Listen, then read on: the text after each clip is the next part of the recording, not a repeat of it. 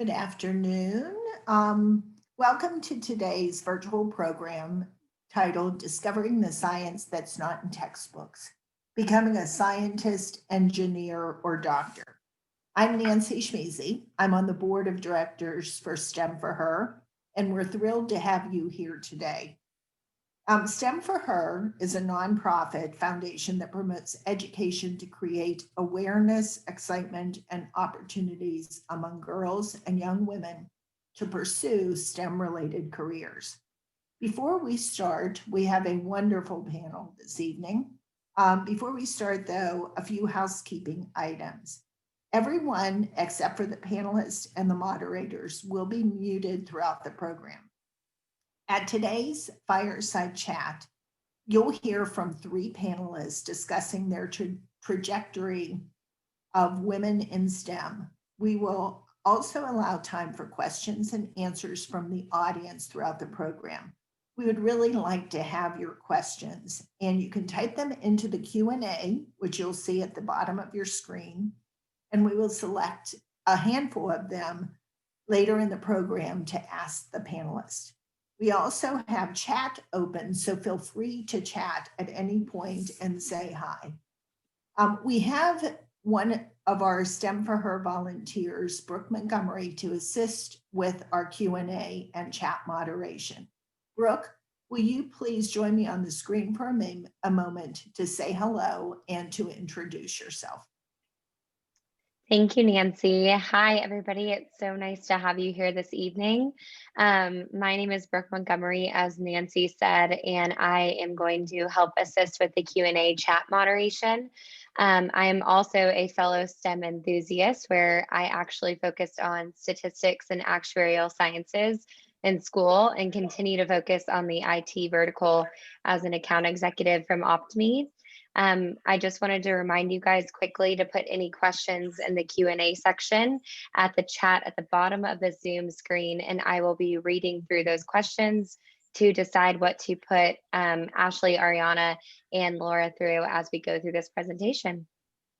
Great, thanks, Brooke. We will be checking back with you later to get the questions. So during the program, we'll be doing some quick periodic polling of the audience. Please be ready to respond to the answers to the questions.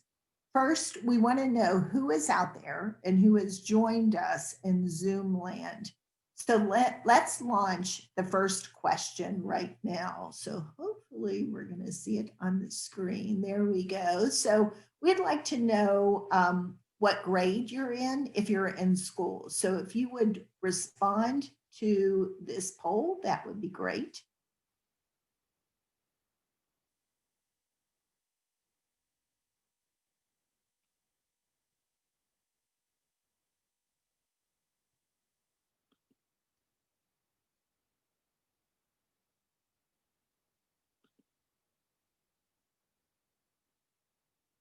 So Jessica, I can't unfortunately see the responses to the questions. There we go. Good. The majority of our attendees are in middle school. And then we have a distribution in high school as well. Thanks so much. So the second question is we'd like to understand the demographics of the audience. So let's go ahead and put up the second polling question.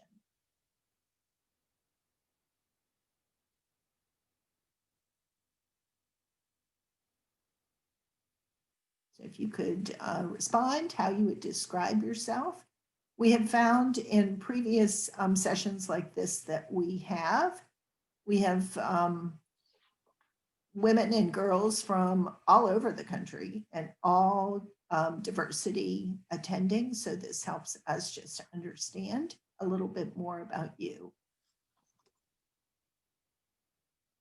So we'll get the response to that question.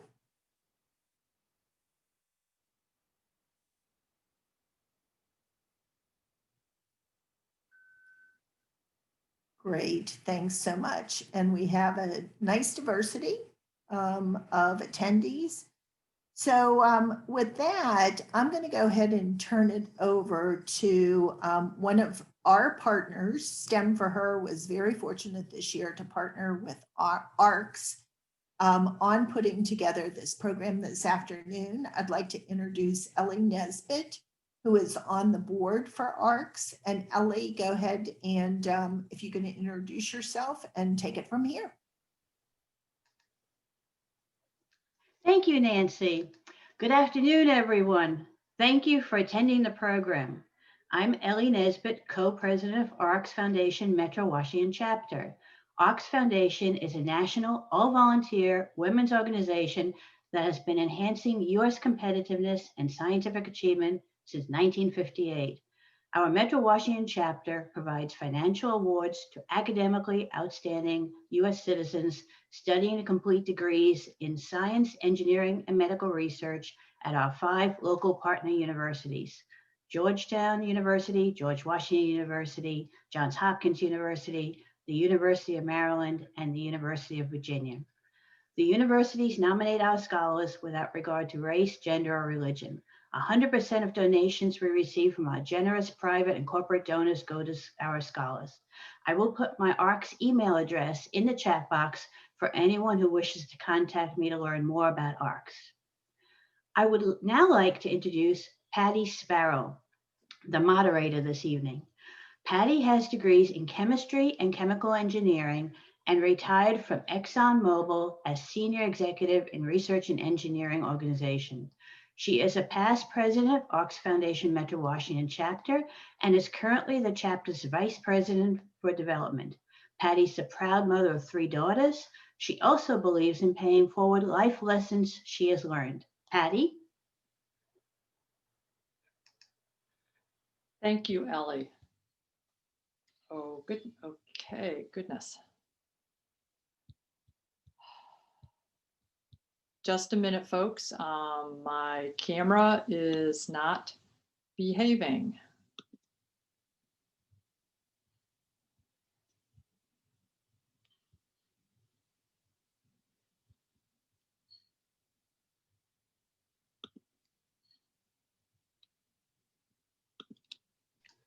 Oh, you can see me. Wonderful. Okay, thank you. Good afternoon, everybody. Thank you all for joining. This is a very exciting afternoon for me. As Ellie mentioned, I have similar background. I've been in the sciences and engineering all my career. I'm now retired, but get a chance to continue working with wonderful students as you're going to be meeting in a little bit this evening. We have 3 panelists with us who are actually you're going to be hearing the most from. I'd like to introduce, and as I introduce your name, please come on camera, okay, ladies? Ariana Davis, who's from Georgetown Medical School, and Ariana will tell you a little bit more about herself in a minute. Ashley Montgomery, who's a chemistry major from Southern Methodist University, entering medical school in the fall of 2021. And Laura Paquin, who's an ARC scholar, and she's a PhD candidate at the University of Maryland studying aerospace engineering. These women are only a couple years older than you, are well into their studies, and have a lot of interesting things to share with you this afternoon. And so we'll get things moving. And I thought we'd first start off, panelists, and give our viewers a chance to get to know you. And we'll start with Adrienne, then Ashley, and Laura. Adrienne, would you like to introduce yourself and tell us a little bit about what you're doing right now and what your plans are for the future? Hi, guys. So my name is Ariana Davis. I'm a current 2nd-year medical student at Georgetown in DC. I went to Vanderbilt University for undergrad, where I studied Spanish as well as medicine, health, and society, which was our public health major. And then I pursued a master's of science and medical physiology from Loyola in Chicago before starting medical school. And I'm originally from the suburbs of Chicago. So I've been back here a year doing medical school from home, which has been fun. So I'm calling in from Chicago today. Excellent. Thank you, Ariana. And yeah, we were discussing earlier, Chicago's really cold this time of year. Ashley, would you like to say a bit about yourself? Yes, hi everyone. I'm really excited to be here. I actually grew up in Dallas, Texas, in the suburbs, and am now a senior at SMU in Dallas as well. So have been here my whole life, and I'm pursuing a career in the medical field, and will start medical school in the fall, but I'm not sure where yet. I majored in chemistry with minors in poli-sci, history, and German, and yeah. Excellent. Thank you, Ashley. And Laura from Maryland, want to tell us a little bit about yourself? Yeah, thanks, Patty. So my name's Laura Paquin, and I'm originally from Baltimore, Maryland. I'm currently living in Washington, D.C. because I am in graduate school. So I did my undergrad at University of Notre Dame in Indiana.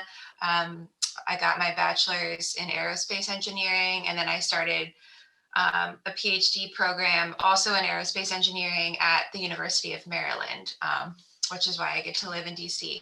And so this is my 5th year of that program, and I'm hoping to go into academia, be a professor after this.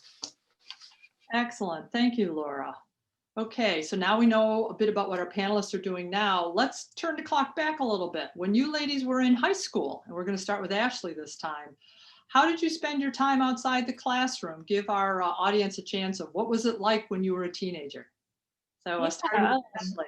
For sure. I spent a lot of time with academics, but I also really enjoyed sports. And I was on a competitive cheerleading team and also high school cheerleading team. And so spent a lot of time doing that, also hanging out with friends, family, and just relaxing with it's really busy. I remember that during high school. You don't have a lot of downtime, but tried to relax whenever I could. Excellent. Thanks, Ashley. Laura, how did you spend your time in high school? Yeah, so like Ashley, I also remember being really busy. So don't listen to anyone who says that high school's easy. But my kind of main activities were, I did track and field. So every season, all 4 years. And then in the falls, I did debate. And so that was most of my time. Excellent, thanks. And Ariana, how about yourself? Yeah, so I also was involved in sports in high school. So I was on our dance team, which we called Palms in Illinois, but I think they call it drill team in the South. So I did that in high school, which was really fun because I danced all of my life. That was one of the things that really, it's a fun extracurricular to do. I always did that. And then I was also really involved in different service projects. So I remember in high school, especially through my church youth group, I would go there every week, and then in the summer we'd do service trips, and that was something I always looked forward to. Oh, excellent, excellent. I know in high school I played sports and danced, played the piano, and then worked on weekends to save money for college. But so that's great. So all 3 of you ladies have found your way into the STEM field, as we say, science, technology, engineering, and math. When did you decide that you wanted to be a scientist or a future physician, etc.? And did somebody influence you, or how did that come about? Let's start with Laura this time. Yeah, so actually, since we were speaking about high school, I think that's really where I first started my path to becoming a scientist. So like I said, I did track and field all 4 years. And I was also really into physics at the time. So I was taking AP physics, doing track and field. And I just was really interested in the kinematics of physics, things like that. And so I know there was one point where I was doing the jumping events in track and field, and I was also in physics. And my physics teacher would send me documents about the physics of high jump or whatever it was I was doing. And I thought that was so cool. So I think that's really like the spark that I realized I liked aerodynamics. And I wasn't settled on being an engineer at the time. It was just something that I found that I liked. So by the time I had chosen my undergrad institution, I chose engineering just because I thought that that might be a good fit for me. I knew I liked science. I knew that engineering was probably a good bet for getting a job afterwards. Here I am still in school, but yeah, so I think that's really where it started. And then as I went along, I realized where I wanted to go. That's excellent. Laura, did you know some engineers or people who were engineers when you were in high school, or how did you think engineering was going to be a good fit? Yeah, so my father is an engineer. And so I think a lot of, I knew what my interest was, I knew I liked physics, but I think a little bit of the rationale came from him. Like, okay, you can do this and also have all these job opportunities. And so that was very helpful. Okay, great. Thank you. Ariana, when did you see the light, so to speak? Yeah, so I actually always knew I wanted to be a doctor. And when I say always, not always, but as long as I can remember, I've been saying I wanted to deliver babies, which is not to say that you have to know what you want to do today, because I think the vast majority of people don't. And the funny thing is, although I have always known I wanted to be a doctor, the type of doctor has changed. I still don't know. What how I was going to pursue medical school, what college, what I was going to major in college, all of that changed along the way. And I think I sought out opportunities to see what fulfilled me, what inspired me, what fired me up. And through those experiences, I modified my path along the way. Whether that was realizing I really want to be fluent in Spanish so I can use that in my career to communicate with my patients better, to serve more patients. That shaped my desire to become a Spanish major. And so I kept seeking those opportunities and learning from those opportunities to shape my path. Excellent. Was there any person or people that influenced, or you looked at them and said, I want to be him or her when I grow up? Yeah, it's funny, I was thinking about that. I don't think I can say there's one person, but I think a lot of people along the way. I think I've been lucky to be filled with a lot of strong women who showed me I could do anything I wanted to do. And so, I had a female pediatrician growing up. Just lots of strong women in my life. And so although that didn't make me think, oh, I want to be like them, I want to be, a pediatrician, it showed me I could be a pediatrician or I could be whatever. Right. So. Excellent. Wonderful. And Ashley, what was your experience? Why did you decide to do what you're currently pursuing?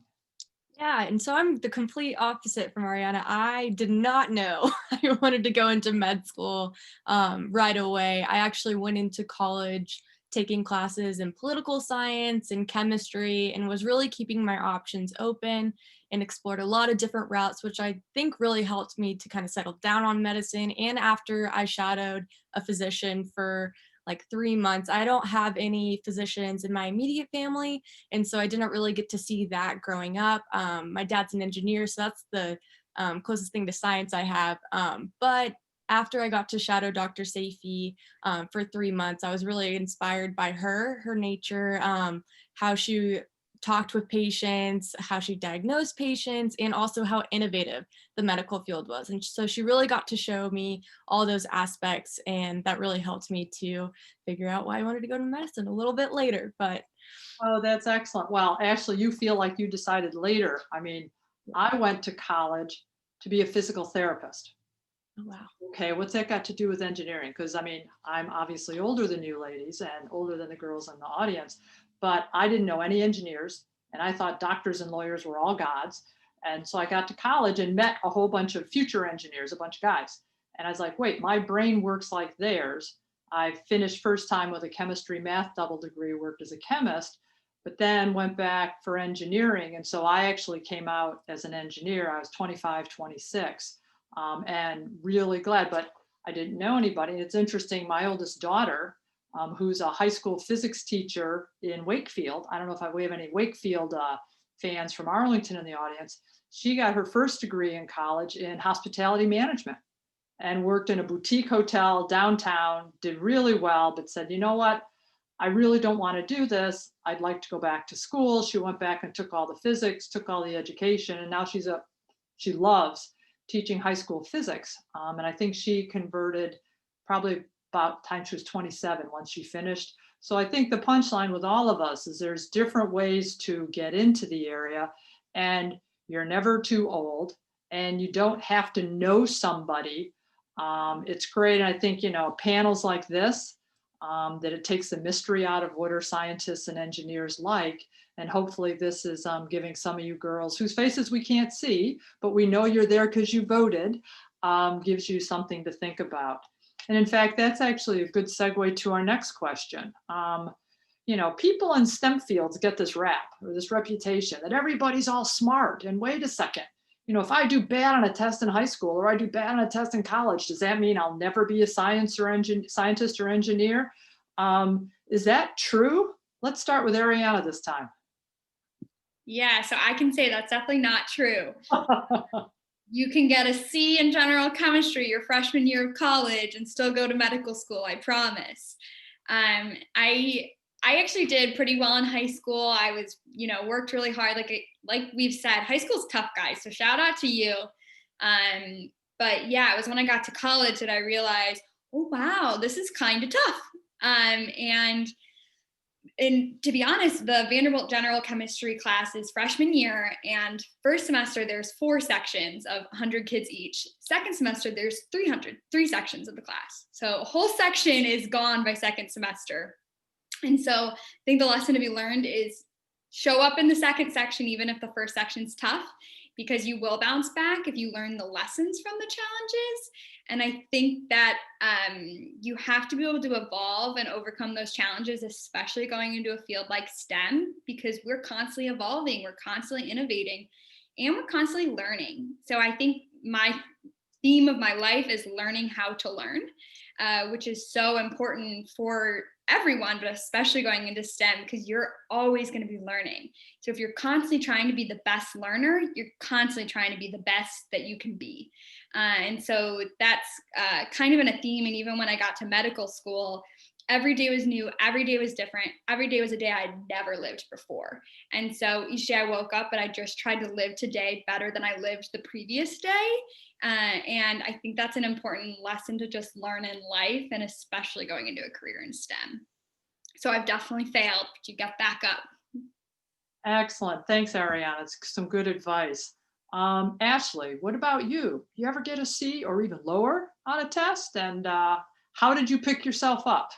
Yes, I did. English is not my strong suit. And so my freshman year definitely received a couple of C's on some papers, which was discouraging at the time. But I think Ariana had a great kind of spiel about never giving up and keep on learning.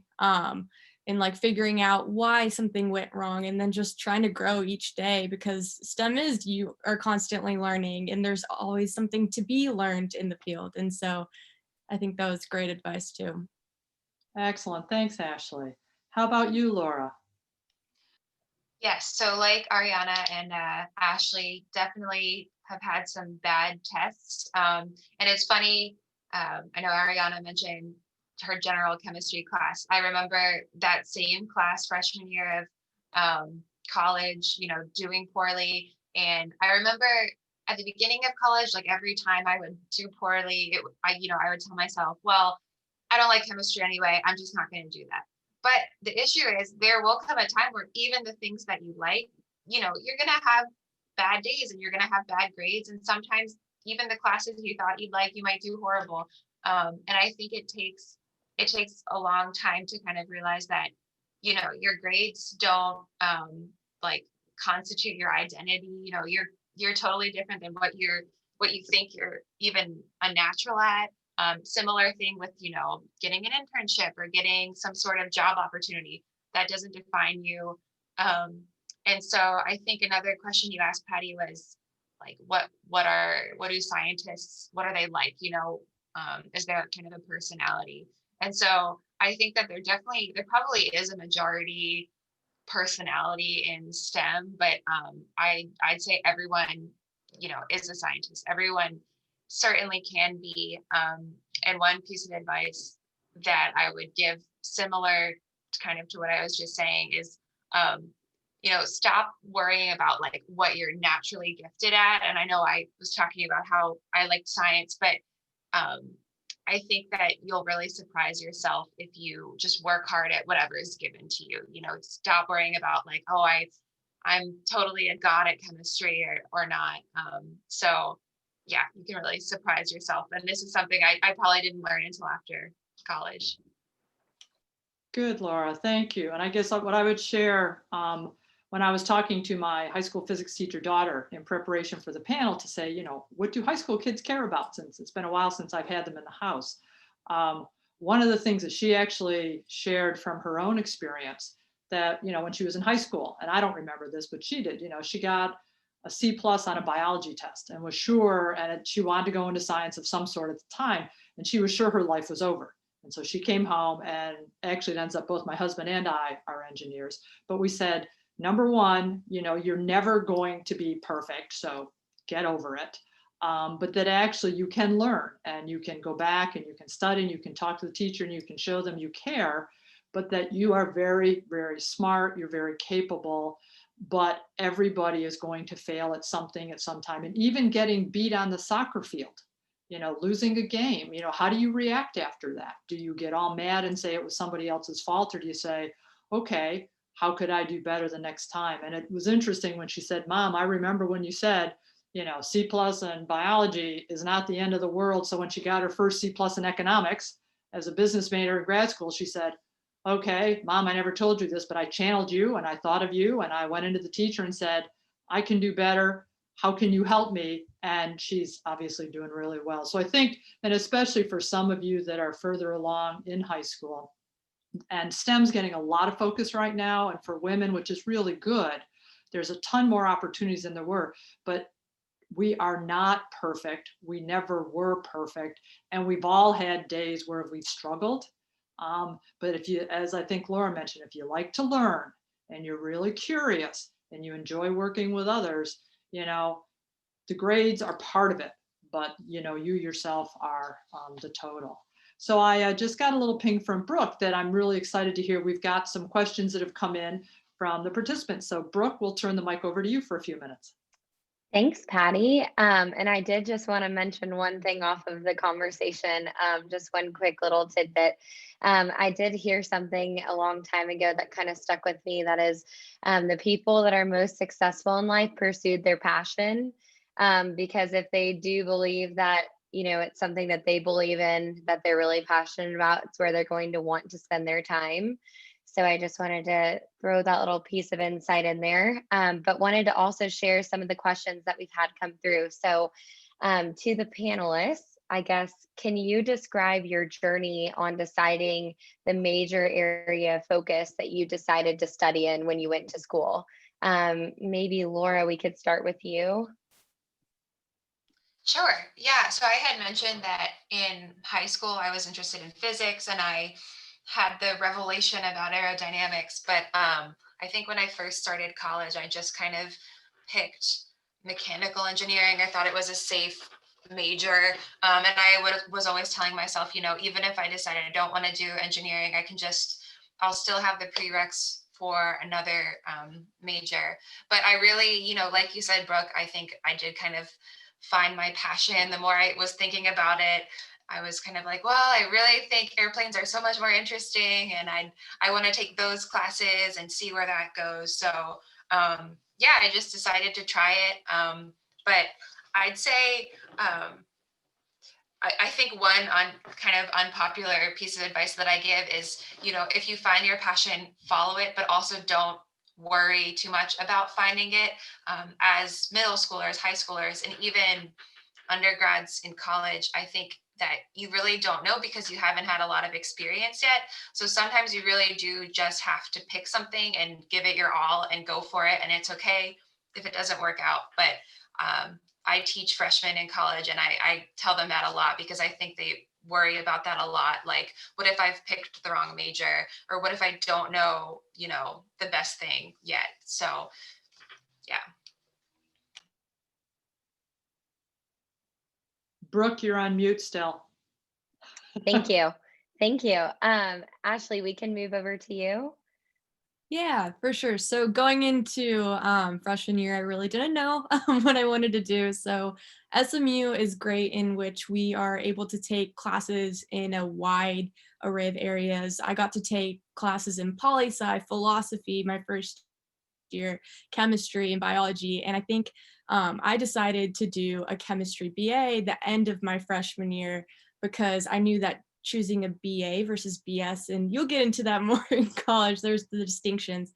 You don't take as many lab courses in a BA kind of curriculum. And so that gave me the opportunity to also still take courses in history and poli-sci and German going forward. And so having kind of all those areas of study is how I chose my major. But what's really good about a pre-med curriculum is your major really doesn't matter. As long as you have the prereq classes, you can apply with an English major, which is really a cool opportunity. Awesome. Thanks for sharing. And then Ariana? Yeah, so kind of cycling back to what Laura was saying about not knowing if you know your passion, like seeking it out and being okay with not knowing yet. I started college knowing I wanted to be pre-med and knowing that I wanted to be fluent in Spanish.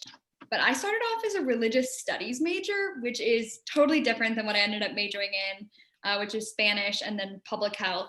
And I slowly realized that I didn't just want to be fluent in Spanish. That was something I was really passionate about.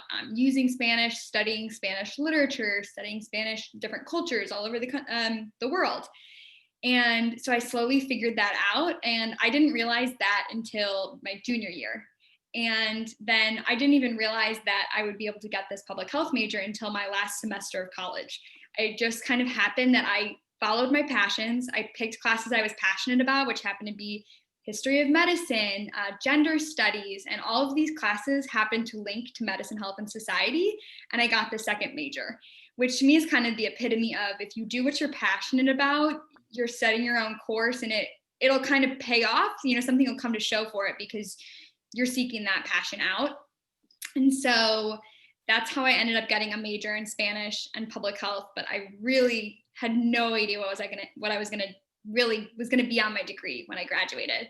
And then also emphasizing what Ashley said, you don't have to study chemistry or biology to be a doctor, which to me is so amazing because you will spend your life learning about science, that it's really cool that you could get a basis, really strong Spanish basis or a really strong understanding of history, whatever it may be. And then you take that with you in your life and you'll apply it to your career in some way, whether it be you study art history. I have friends who study art and medicine and how it can impact patients, and it'll tie into your career if you do what you're passionate in.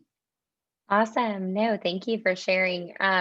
Patty, do we have one more question, I guess, that we can get through, or do you want us to? Well, actually, what I'd like to do is just add to what the ladies just said, and maybe we can do the Great. poll, and then we can do the next question. Awesome. How's that, Brooke? Perfect. Something that you've heard that's been, common, especially with Ariana and Ashley a bit, is that they explored many different courses.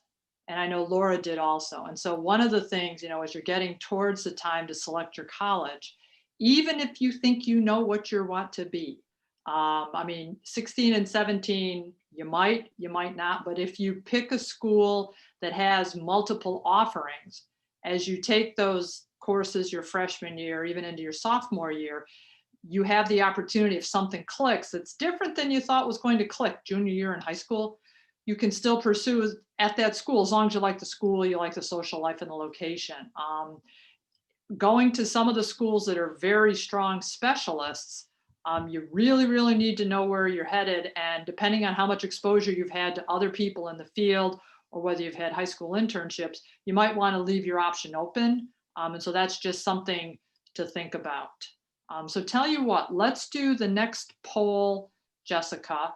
And the question, and then we'll come back to you, Brooke. How's that sound? Okay. Perfect. Thank you. So Jess is going to put the next poll question up. And this is, what do you think are some of the top barriers for not having more girls and young women in STEM? Choose your top 3, or if you think all of them apply, check all that apply. Do you think there's lack of exposure, lack of encouragement, lack of role models, lack of STEM leaders that are in the educational areas, perception of STEM as isolating or unfriendly towards women, perceived as too hard or too difficult a subject?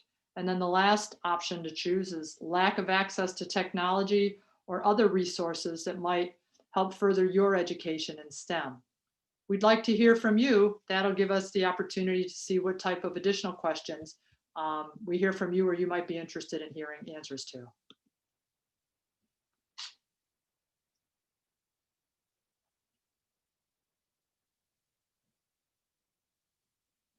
So vote early, vote often.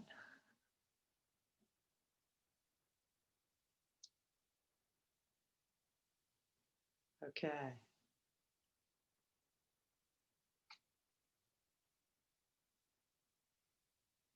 Okay, so looks like we've got a close run here. Top of the list was perceived as too hard or too difficult. Next was STEM as isolating or unfriendly towards women. We'll follow up on that one with everybody's experiences, okay? Then we've got lack of exposure to the breadth. So hopefully today's panel is helping address some of that. Lack of female role models. The work that STEM for Her is doing, as well as many of us, hope will provide you a bit more opportunities. And then we've got, I think it was lack of access to technology. I'm glad to hear that that's lower. STEM leaders in educational environments understand that's a piece too. But so after we get some of the questions from Brooke, we'll come back. And so maybe panelists, if you can be thinking about what's it like to study and or work in a STEM environment? We'll come back to that to address some of the questions here. Okay, Brooke, I think you had a couple more questions. Yes, thank you. So I do want to just tell the panelists I want to do this a little differently. I'm going to read out the question, and whoever has maybe an experience or something that they want to share relevant to the topic is more than welcome to, but just don't feel like if you've never experienced it, you have to answer. I did like one question that came in.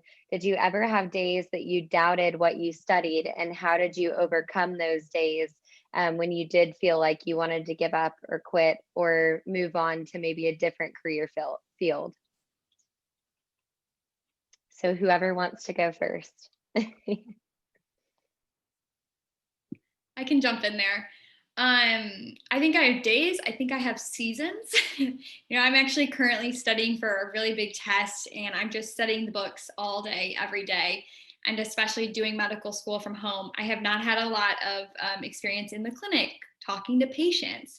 And so that's tough because you forget why you're doing this when you're not getting to do the thing that you're in it for. And so I think in moments or seasons like that, planning in to do activities that remind you why you do what you do. So I, in medical school, have continued doing service work in Spanish-speaking clinics, and I started a organization at Georgetown to connect medical students who are bilingual with a clinic who need interpreters. And so over the past year, I've gotten to keep doing that over Zoom. And that for me has reminded me why I'm doing what I do, because it's so fulfilling to be in a clinical setting, even if it's over Zoom. And so building in those experiences or going back to the things that remind you why you're picked the major you did or whatever that might be, is something I would suggest. Perfect. Thanks, Ariana. Laura or Ashley, do you have anything to add? Yeah. Oh, okay, you can go, Ashley. Okay, so I actually had a similar experience as Ariana studying for the MCAT, which is you have to study for that for months in advance. It's the medical school admission test that you take your junior year or around that time, or senior year, it depends, going into college. But I think there was definitely days where I had to really kind of encourage myself. It's a lot of studying. You can study for like 8 hours a day, and just also taking breaks. That's a huge thing that really helped me to get through it. Also having a support system, kind of encouraging you as well, and also putting in those experiences that remind you why you want to do it. For me, I was shadowing during that time. So that also helped me to move through it too. But yes, there are definitely days where you doubt where you're studying, but pushing through those and just reminding yourself why you're doing what you're doing is so incredibly helpful. And I mostly just want to echo what Ariana and Ashley already said, so I won't take too much time. But I think we all can be pretty frank with you that STEM or really any higher education, it does take grit. Like it's not a walk in the park. And even if you find your passion, it's not going to be easy, and you're not going to feel like you're, having this revelation every day that you're doing exactly what you want. And so I think when it comes down to it, it takes affirmation. For me, I know going through classes, it was so hard, and it felt inhumane sometimes, the amount of work that we had to do. But like my first internship, when I actually was working with real airplanes, like I realized I can do this, and I'm an engineer.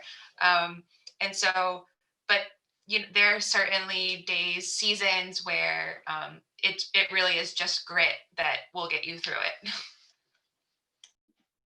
Awesome. Thank you guys for sharing. And then the last question that I want to go ahead and ask the panelists is a two-part question that I want to take into account all age levels, since we've got a variety on this panel. So we have a lot of middle schoolers, high schoolers, and then a few college students as well. So the question kind of starts at, what do you recommend for research or internship programs kind of at all levels? So maybe starting from middle school, extracurriculars, or anything you did, in the STEM field to engage those types of activities heading into high school and then college.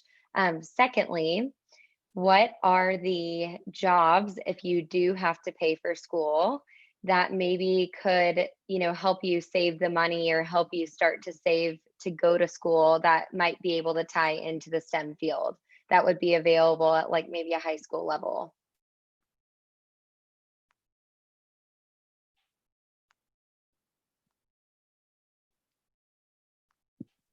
So, I can jump in there. I don't have a ton of suggestions for grade school or middle school for, internships in STEM, but I think just being curious is the key when you're young, and seeking out that structured programs might not be as necessary if you are just kind of going to school and asking questions or reading books that interest you.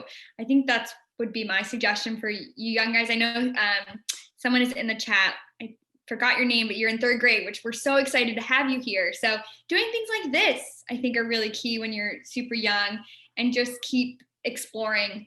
I don't know if anyone, Ashley, Laura, do you guys have suggestions for kind of that grade school, middle school level? Yeah, I think it's hard to say like a blanket suggestion, because everything is so specific. I know just kind of like you were saying, like just look for opportunities. I know when I was in grade school, I was a Girl Scout, so I got to sleep over at the Science Center, and that still was one of the best experiences of my life. You don't get to do that when you're this old. But I think also, when I was in middle school, I was on the math Olympiad team, and maybe I followed my dad to work one day, and I was fortunate. My high school did have some programs where you could shadow a doctor, or so I would hope that there would be someone in your school, whether it's a teacher or a representative whose kind of purpose is that, but someone who could point you in the direction of these sort of opportunities.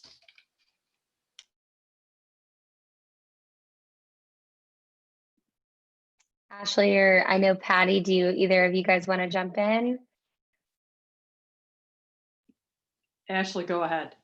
Okay. I would say that a lot of opportunities really come from school. I know being curious is a huge part of it. I remember in middle school, pretty sure being able to do science dissections and stuff like that in like gauging my curiosity with science in that aspect. And I know my high school offered programs like that for healthcare and shadowing doctors. And so just seeing what schools have to offer too is a huge, there's so many opportunities available in that aspect as well. Yeah, I think just to add that I think most schools have science fairs at all grades. I know I've been a judge as we've moved around. I've lived in quite a few different places, but some schools start them in the elementary schools, the middle schools, the high schools. And I would suggest don't even enter, especially when you're young, to win, just the experience and, you know, looking up experiments. And what's even fun is you get to meet scientists and engineers who are judges who you can talk to. And you find out that they're just regular people that are a little bit older. You know, they've gone to college and they might be further along in their career. I think, you know, some of the women also mentioned science camps. I know one of the things that's amazing about the Metro DC area is there are a lot of different science camps, programs that are available, and a lot of them have assistants. And so, you know, depending on, you know, how things are in your family, you might not have to pay the full tuition. And so, you know, talk to your school guidance counselor or talk to your science teachers. And I remember participating in one when my daughter was going to George Mason, that there was a summer camp for girls at George Mason. And they basically made these swimming robots. And the end of the course was a race. And the robots raced down the swimming pool. And I mean, it was this big, you know, party of a bunch of female nerds, which was so cool. And everybody had a lot of fun. And again, this was available to anybody. And it was a program that also had assistance as well. So, you know, even though those science teachers might seem a little unapproachable, now's the time to get to know them. Also, I think STEM for Her has other programs that are available. So, you know, keep your ear to the ground and see what's up. Brooke, were there any other questions from the ladies, kids on the phone before I follow up with two more I'd like to do? Any others? I don't think so right now. I just wanted to add one thing in there too, while we're all virtual, of ways to kind of engage. I know this might sound a little bit funny to some of you, because I know it's typically we use social media for the, you know, pleasure side of, you know, the organization. But I think from my standpoint, I've actually seen a lot of things recently where like YouTube, even like Instagram, like following scientists on Instagram or individuals who are really engaged in the STEM field will share cool at-home activities. They'll share similar events to STEM for Her, you know, anything like that. So I would say also, you know, while we're all virtual, lean on some of those virtual platforms like YouTube to look up cool science experiments or something that you can do at home. So I will pass it back to you, Patty. Oh, go ahead, Ariana. Yeah, I just want to emphasize, follow doctors on Instagram, follow scientists on Instagram. I think it's really become a community. And even as I'm in medical school, hearing doctors, female doctors say things like, I was pregnant in residency and I came upon X, Y, and Z challenges, you know, this is something to think about. Or normalizing, you know, motherhood in medicine, motherhood in science, normalizing things like that have become really big on Instagram and the Instagram social media community. So that's one thing I just wanted to reiterate that Brooke said. And then also, I don't know if we didn't really touch on high school and college internships and such, but just to throw out there, if you want to do something, use the internet, find whoever is doing whatever you want to be doing and reach out to them. Because I think so many people love teaching, especially in science and STEM. We like sharing our passions. And so I think more times than not, if you say, hey, can I join you on your research project? Or, hey, can I join you on your service project? People are going to say yes, and they're going to love teaching you. So don't be afraid to just shoot an email to someone you don't know, and odds are it's going to turn out really well. Or if you shoot off 3, you'll get 2 yeses and 1 no's, but that's 2 yeses. Excellent. Good guidance, Ariana. Okay, let's see. We have 10 minutes till we're done. I'd like to touch base on the one feedback with why aren't more girls and women going into STEM? And it was about, is it an unfriendly environment? So maybe if we could start with Ariana, what's your experience been in the classroom and in other situations with your peer, with, interacting with your peers, your classmates, both male and female? Do you feel supported? Are there times that you feel uncomfortable? What's it like? And to tell you the truth, be candid. And if there was an uncomfortable time, how'd you deal with it? And then we'll go to Ashley and then Laura. And then I'll finish up on that one because I have a few more years on it than you ladies do. Ariana. Yeah, so I'm really lucky to say that currently I don't have a story to share of, I can't believe X, Y, and Z happened to me. But as Patty said, I've only been in the classroom. My time in the hospital will start in May. And talking to other people, I think entering that environment is very different. I think that's where there's more challenges, because right now I'm really working with people our age, and I'm don't mean to be ageist or anything like that, but I think it will be different when I get into that community of different ages. And so that's one thing. That being said, I did experience one moment of being in a clinical setting, and the doctor just didn't use my name. He only used my male peer's name. Day in, day out, we went week in, week out, and he didn't say anything to me. And I think in those times, I didn't want to say anything to my male peer. I thought, don't be that person that thinks it's because you're a girl. But I finally said to my male peer, I said, hey, Sam, is it weird that Dr. So-and-so never uses my name? And he said, I've noticed that too. I'm really sorry. And just hearing that from him made me feel it's not in my head. And it was enough that I felt support in my community. And I was able to keep going and think, if that doctor is sexist, so be it. It's okay. I have support in my community. So I think reaching out to people that you trust in those times where you do experience challenges as a woman in medicine, whether that's your female community, but also your male community, your, whatever gender it may be community. Thanks, Ariana. Good advice. Ashley. Yeah, I really haven't had any experiences as well, especially being a student, but I've really had a supportive community, I feel like, especially with my research mentors as well, and professors I've had in undergrad. And yeah, having that supportive community really helps, especially dealing with negative experiences like Ariana discussed. And so, yeah, I really haven't had those experiences, thankfully, but I know that they're out there. And Excellent, thanks. Laura, anything you'd like to add? Yes, definitely. So I think I have had a lot of experiences that were really hard. And like I mentioned before, it just kind of takes grit to get through them. So I think when I was in undergrad, there were only 5 women, including me, in my major. Now that I'm in grad school, I've been the only girl in my group of about 12, and this is my 5th year still, only one.